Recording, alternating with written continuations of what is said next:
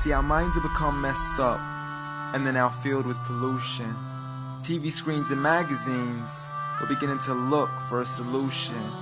Plastic surgery, diets and pills, we're still not seeing any form of improvement.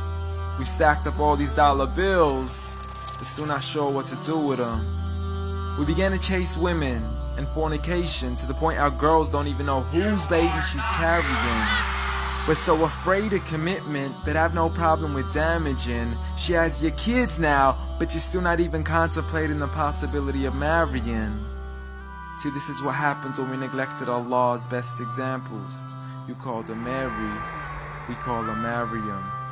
A woman who was perfect since birth, the best to walk the skies and the best to walk the surfaces of earth. The most exalted of all women, that's why she was dedicated an entire chapter in the Holy Quran, the final revelation in which there'll be none after. She was the best of all women, and to society she should be leading the way. I mean, that's why our women be dressing like her, because just like Mary, when Allah decrees something, we hear and we obey. See, Mary used to cover up. Despite everything they used to say, she would hide in hibernation, and to Allah she would pray. And when she was visited by angels in the form of men, she said, if you fear Allah, you would go away, because in the presence of men, she would not stay. But anyways, today we're taught to be against segregation, before in support of all forms of liberation. To free yourself from the clothes that only lead to your degradation. Why do you gotta cover your face for? We gotta see your identification. But little do they know her identity's right there. A woman who fears Allah and commits to her religious obligations. See, I respect all women too, because that's what my religion teaches. To lower your gaze when you're walking, there's no need to check out every second woman's features. There's no need to even shake another woman's hand, because in reality, there's only one reason why a guy would be pleased to meet you. And you could go ahead and deny it, but don't blame me for stating the obvious. When the pornographic industry is worth billions, you still don't see where the problem is? Sex is embedded into society to the point we'll exploit it to merely sell a car. So you can act like this is all new to you, but you know for a fact how innocent we really are.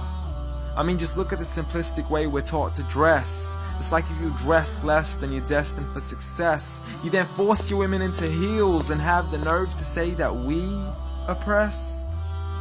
You got it to dress up tightly, like it's an opportunity. But every time we lose our minds, it's like, see what these ladies do to me?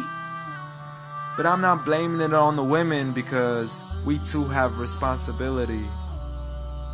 Prophet Muhammad ﷺ said, the best of men is he who is best in his character, and the best of them is he who is best to his lady after he married her.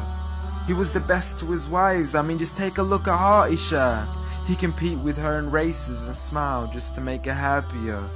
So when you do marry, do so with the intention of paradise is where you plan to carry her.